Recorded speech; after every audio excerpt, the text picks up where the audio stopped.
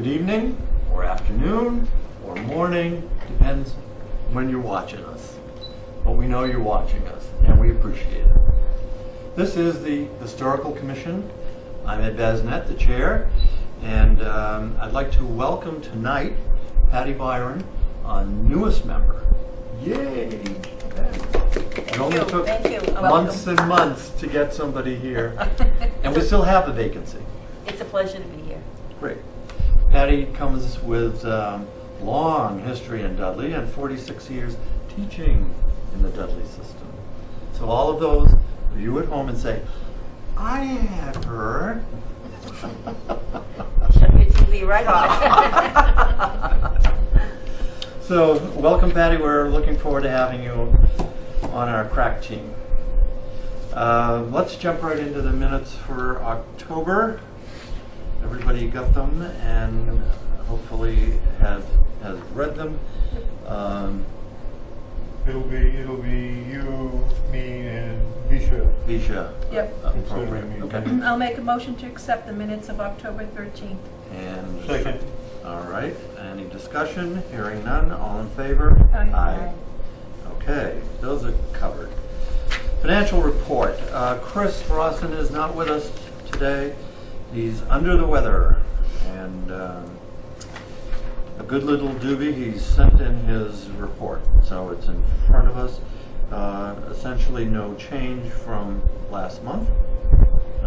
We're still sitting on money waiting to pay out for when we complete our historic district work. And other than that, nothing in or out for the last month. So. Motion to accept the report as read. Second. All right. Any discussion? Hearing none. All in favor? Aye. Great. So those are the two tough things done. Now, tonight we want to talk about the microfiche reader.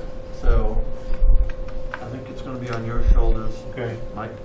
I was asked by the town clerk to approach the Historical Commission about the status of the microfiche reader and photocopy machine that we purchased this year with a Mauser grant from the Historical Commission. She is got to thinking that to her lights it doesn't make any sense to keep the duplicates of the town records in microfiche form in the same building as the originals. She would like to put the microfiche and the reader in the library, always assuming that the library trustees and librarian will go along with this. She would like permission to approach the library trustees and librarian and see if they would be willing to accept custodianship of the microfilm records and the reader. So you're assuming it in the room set aside in the library for historical kinds of things. Yeah, I was thinking maybe there's probably no room in the air conditioning room, but maybe where we have our meetings. I mean, where? Or somewhere, somewhere. Well, you want something like that locked up, don't you? There's no reason to lock it up. Nobody's going to run away with But it. isn't that room a locked room, the small room? It's very small. That's a very, very big machine. No, Yeah. but isn't that room a locked room? Yes, too? it's locked Yeah, up. right. But Okay. How does that work in Webster? How does it? it's just stuck out in It's there. out in the It's out in the library. open. Nobody's going to take it. It's No. huge. No, I don't mean that, but is it just going to be used for what we purchased it for, or is could the library use it for other things if they they have little microfilm rolls down there too. Little George and I went down to Auburn Library 3 or 4 years ago and brought 2 cases of microfilm rolls out of there that they were going to trash because they were having they were never being used. But the library doesn't have a microfiche machine itself. The library has a shoebox type microfiche machine that hooks up to a computer. It's not intuitive. It's Not very bad. It's not a very good machine. Oh, I'm surprised that you're saying that, because I thought I had asked about that regarding some of the old Webster Times that I have to go through, and they said they didn't have the machine, so that's why I'm a little confused. But if you say it's there, then I believe you, Mike. Yeah, they're very hard to operate. They're Yeah. very cumbersome. So this 10 one, times more cumbersome than the big old traditional Yeah. machine. so somebody with at least a little knowledge of how to do it can go to and use that Yeah, machine. right. It wouldn't be a big. No, it's not a quantum leap Okay. like The other one was the brand new one. impossible to figure out. It was designed by a computer program. Yeah. So my question is, do you have a problem with this machine being used by other people outside of us at the library? It doesn't make any sense to buy a machine just for us. No. Well, that's what it was originally, to be Right. used Well, here. The idea we had was that it might get better use here, but not necessarily, because on Wednesdays it's closed. Yeah. The library would be open. Well, isn't And this the like a... library's a normal location to go for this kinds of Yeah. stuff. So that works. Yeah.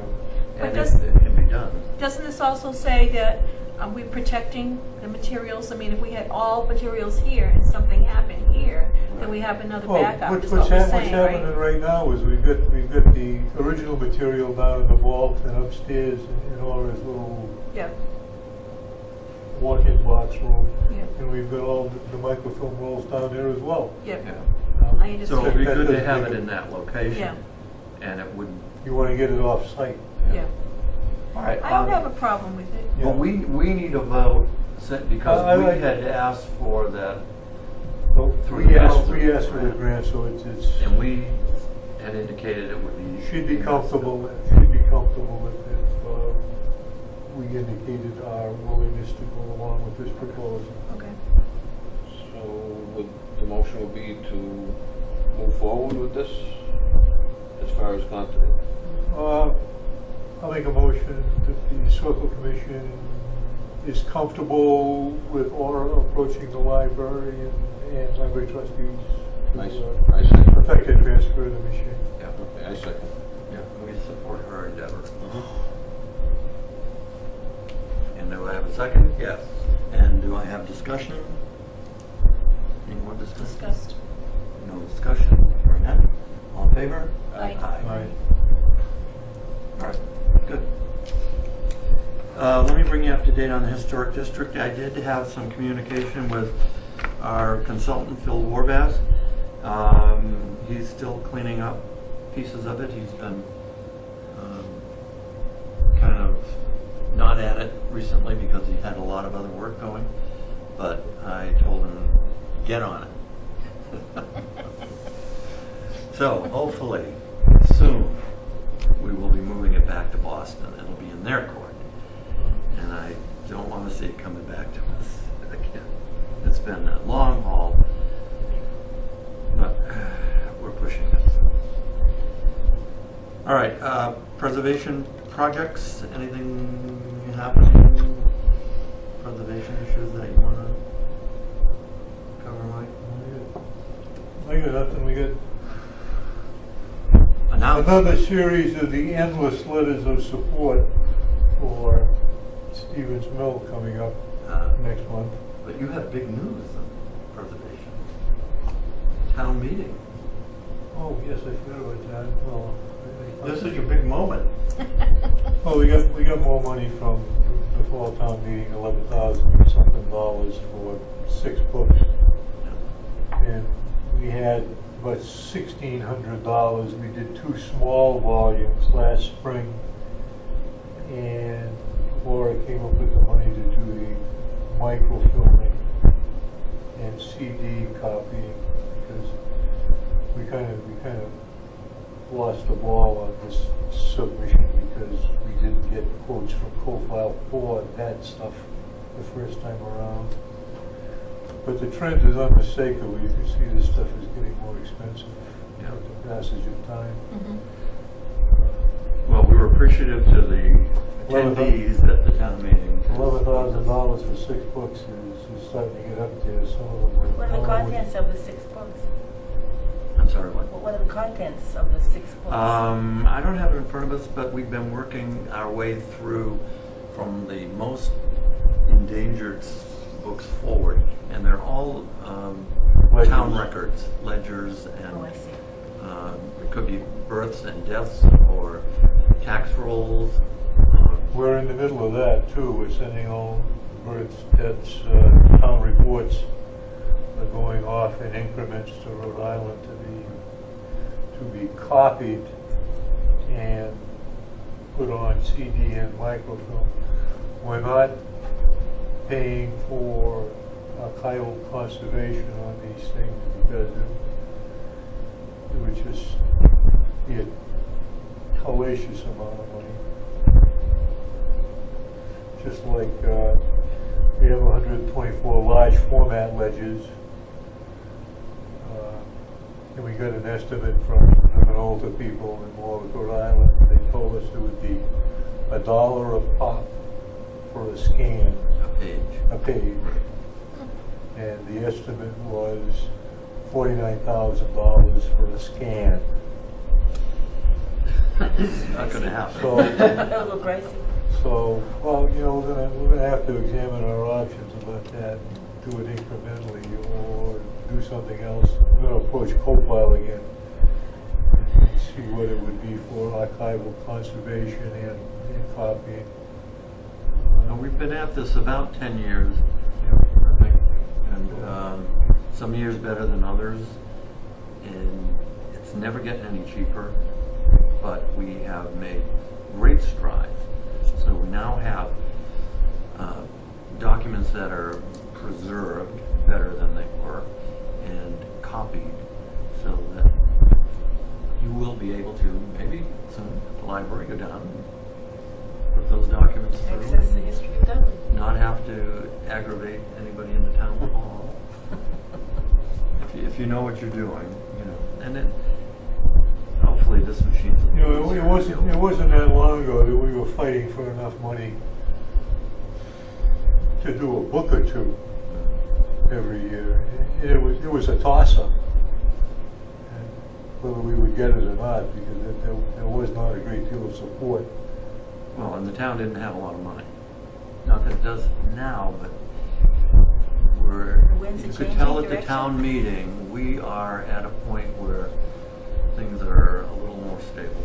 So there was an opportunity, especially at this one, to finally fund everybody's reasonable requests. So it was the best town meeting I think I've ever been to, because it was short and Productive. there was money enough, and to put some in the rainy day fund, which was great. You know, there have been some ugly meetings where everyone was fighting for those few coins in the bottom of the bucket, and it's nice not to be there, at least for 1 year. The need has basically transcended the financial situation of the town. We had reached such a point where if we didn't do something, we were going to lose this stuff.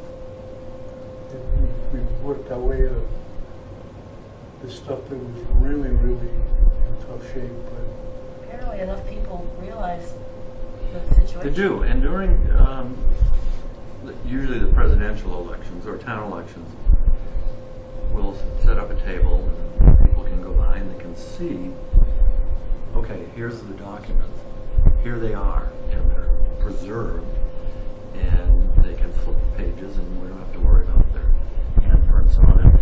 you stabilize them, but you never make them any better. So Right. you can at least see to what kind of a state they had arrived before anything was done, you know? And the inks were always a problem, and once they fade, or they burn through, there's nothing you can do about it, so you have to get it, and get the acid out of it, get it fixed before it's gone. So we did prioritize with the town clerk on which documents needed to be preserved first, and that's where we've been working, and it's been uphill battle, but we're at a little plateau at the moment. We've got, You know, it's it's some, really good. at some point, we may want to revisit the climate control machinery in the main plant. Yeah. Maybe upgrade that. Yeah. That was a cheapo desperation move, throwing that equipment in there. Can't talk now, I'll call later. That was $7,000, I think, and that was a fantastic amount of money for the Historical Commission at that time. Yeah. It's still nothing to sneeze at, believe me, but Yeah, it would behoove us to get another the original machinery that was mysteriously disappeared from the plans at the time in 2005 or 6 was rated at $16,000 or $17,000. Basically, you get what you pay for. This stuff in there now, it doesn't hold steady. It's always just this side of acceptable, but you want stability in there. And this stuff wanders all over the place. It's way ahead of nothing at all. We're grateful for it. But we could do better. At the end of the day, did something to think about. Maybe getting machinery in there appropriate to the material we're trying to conserve. But that's down the road like everything else. All right, so that's what we're doing on preservation at the moment. Future events for the town, I don't know anything coming up there. We're in the season of Christmas bazaars and stuff like that. What's coming up at the Black Tavern this month? There is one, and I don't have the date. It would be the third 17th. Thursday 18th, of the 17th. month. No, they get right. Next week. Yeah, no, I was thinking 19th, the 19th. Okay. But what is it? It's on a Thursday. We Are Pilgrims, does that sound right? That's right, yep. Yeah. We Are I remember the title, Pilgrims. yeah. It's going to be a great event. Okay. It's- Thursday, right? Yep. Um, We, old style, we go back to our handheld cameras. 19th? Long Yeah. live it. That's what you Handheld. 19th? Okay. We're going to take a rider here and say it's the 19th. It is. Good. All right. I confirm that. And it will be at 7 o'clock at the Black Tavern. And I think it'll be an interesting presentation. I'd like to know why we are still the Pilgrims. You know? Can't escape your ancestry. An OP. Okay, thanks for reminding me, because I would get home and get you on Also, at the Public House on December 2nd? 2nd or 3rd, I'm not sure. that. Usually on Mondays. For a dinner. What is it, dinner? No, Oh. that talk by the people that are conserving the Sturbridge graveyards. Oh, doing the yeah. graveyard work. Yeah. They're going to be at the Public House doing a talk. If anyone is interested in, Would Michelle have that date? yeah. All right, so call the I got it selectman's at office home, too. and ask Michelle, and she'll give you the date. It's worth it if you've got some interest in our cemeteries, and it would be nice to find people interested in our cemeteries. Okay, any other business? Member concerns? I'm wide open here. Nothing? Nope. All right, I am announcing our next meeting will be December 8th at 6:30. And I'm entertaining a motion to adjourn. So moved. All right, all in favor? I. We're out of here.